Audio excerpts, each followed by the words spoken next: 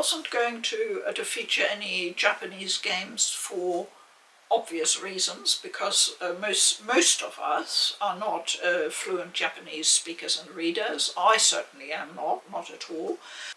But I'm making an exception with two games, and the first one is Sumioni, and that's a small game, very, very beautiful, as you can see, based around the idea of Japanese calligraphy. I've got the Japanese edition just so I have a physical edition, but it is available digitally in English, certainly for the North American region. So on the US PSN you should be able to find it. So the full title is Sumioni Demon Arts. It's a 2D game, and from memory it's side-scrolling. It was never ported to PC or any other console, for obvious reasons, because it relies on the touch screen. The only other way you can get the game is as a mobile game on Android. Whether it's still available, I don't know, because, I mean, these mobile games come and go, but it certainly was released for Android at one point. It's a nice little game, and I would consider it, because of the availability issue, as almost an exclusive, really. I have another Japanese game here that is a bit of an oddity. It's called Orgarhythm. And as you can deduce from the title, it's a rhythm game. But it is a bit of a hybrid, because it's also a real-time strategy game. Kind of hard to explain. You have to move synchronized with the beat of the music. Of course, we've had a few more games like that recently, like Crypt of the Necro Dancer and that, where you have to fight enemies while moving to the beat. Back in 2012, when this came out, that was probably quite a novel idea, certainly judging by the reviews at the time. I started up the game so I could show you just a little bit of what it looks like, and guess what? In my very first level, in my first sequence of battles, it froze. The game just froze. So I thought, well, that's convenient, because then I can show you the screen and sort of try and explain what's going on.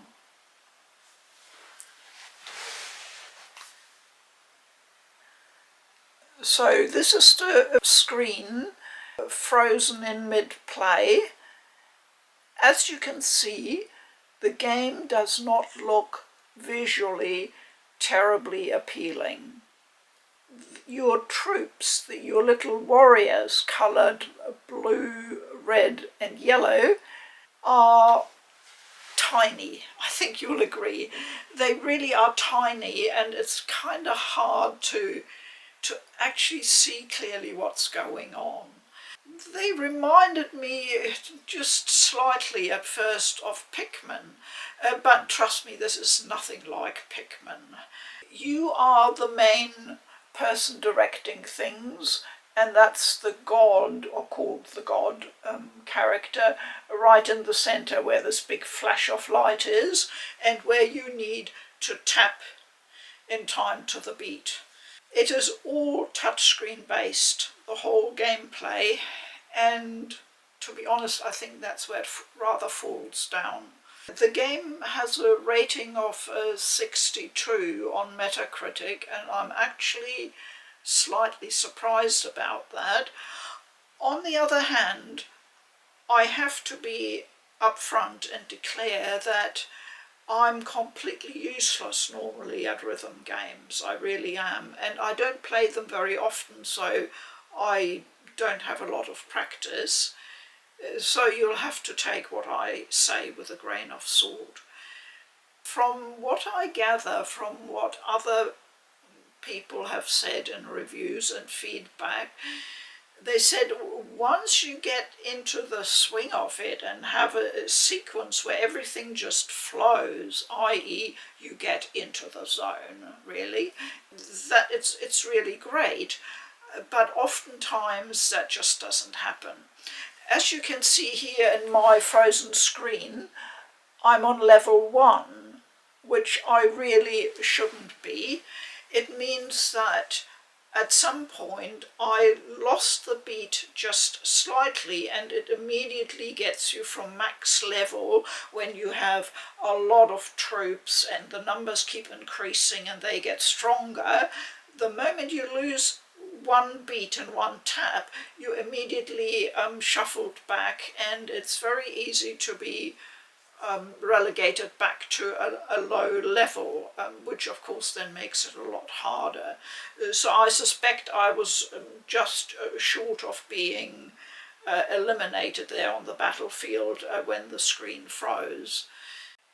So basically you're a character who controls his troops, his or her troops, via the rhythm, and you grow and strengthen them through keeping up the beat.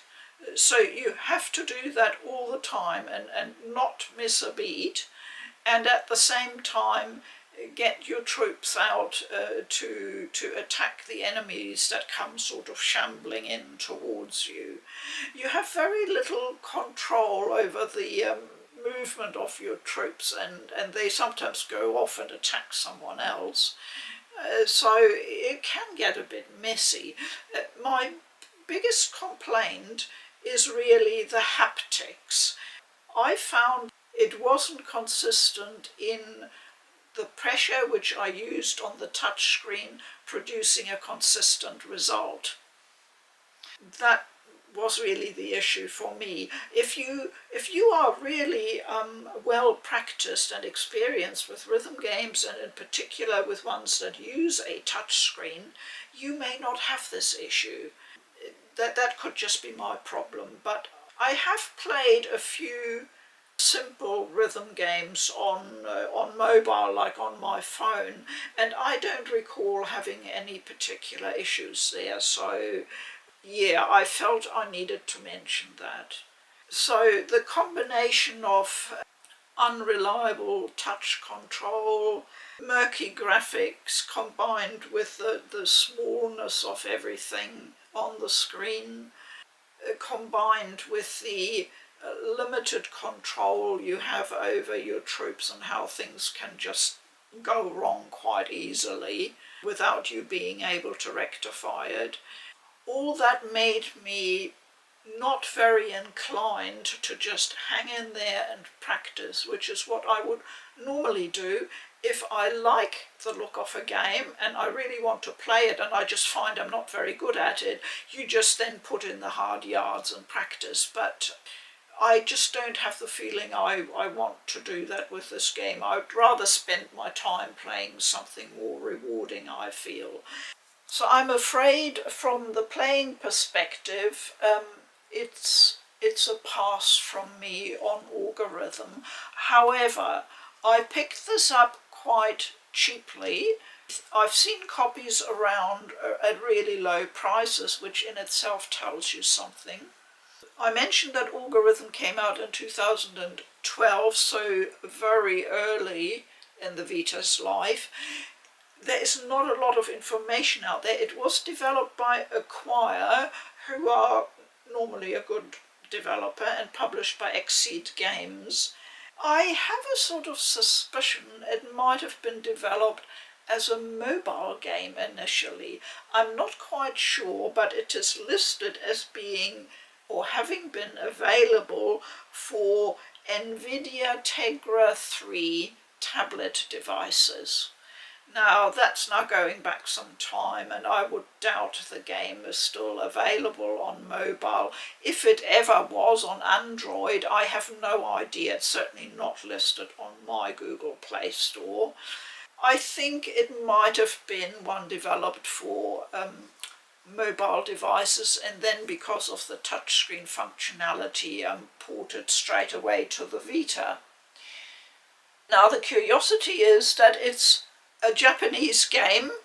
It definitely is if you look at the region, but it plays in English. That's the weird thing. Well, I assume that when I put my copy into my Vita, it recognized the system language as English, and it just started up in English. And it's completely in English. There you are, it's perfectly playable for us in the West.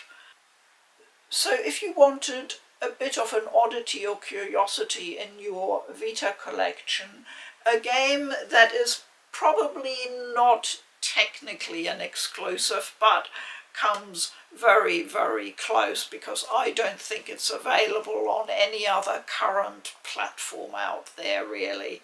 And you find you can pick it up for $5 somewhere, you know, added to your collection, but otherwise I wouldn't consider it an essential item for your Vita collection. Now this is my second Japanese game, and again there's a bit of a story around this one. Chaos Rings originally came out as a mobile game, and I remember that because I was really excited and I bought it on mobile on Android. A Square Enix game, an original game available on the mobile platform. At the time I thought this was the way things might be going. Well, I played the game for a bit and I liked it, and then I sort of forgot about it and came back a year later, 2 at the most, I can't remember, and it was gone. They pulled it and it was gone. You have no rights really as a consumer of digital mobile games. I was so annoyed, really annoyed. Then years later I realised that Chaos Rings 3 was available on the Vita in Japan. And looking into it, I found out that the third Chaos Rings game is not available in English, sadly. There is a fan translation, so if you have a Vita that has been modded and can use fan translations, then that's one way to go. But this edition, and you can buy it either physically or digitally on the Japanese PSN, it comes with not 2 but 3 other games, and they are available with English subtitles. So I set to work, I set up a Japanese PSN account and bought the game, and thought this would get really difficult, but it wasn't at all. You just boot up the game, and there's a menu for downloading the games Chaos Rings 1, 2 and Omega. And then they're all available, and I'll show you right now. So this is a Vita I have set up with my Japanese account. Here's Chaos Rings, and I'll just start it up and show you.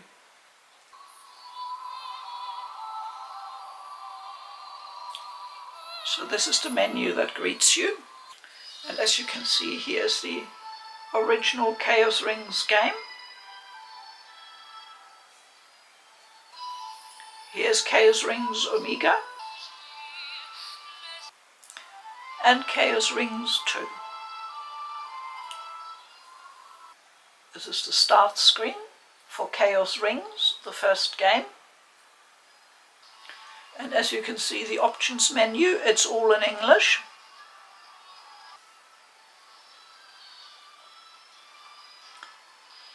And this is a scene from the game. I just dipped into a random spot. The dungeons are quite interesting. They are sort of maze-like affairs, and some of them contain sort of environmental puzzles. So it's a combination of that with the fighting, turn-based fighting. And the story itself is quite interesting too. If you have a way of setting up a Japanese account, then I think it's well worth going for. You can't get those games any other way. I don't think they're on any of them are on mobile anymore. I'm not sure, that would depend on the world region you're in. I certainly can't get them. So as far as I'm concerned, the Vita is really the only way to get a pretty interesting series of Square Enix games. If you need any advice about how to do that, I and others can certainly help you. You really, at a minimum, need 2 separate memory cards to be able to set up another account on your Vita. But I did want to mention this because it is almost a Vita exclusive, and it certainly is these days as far as I can see.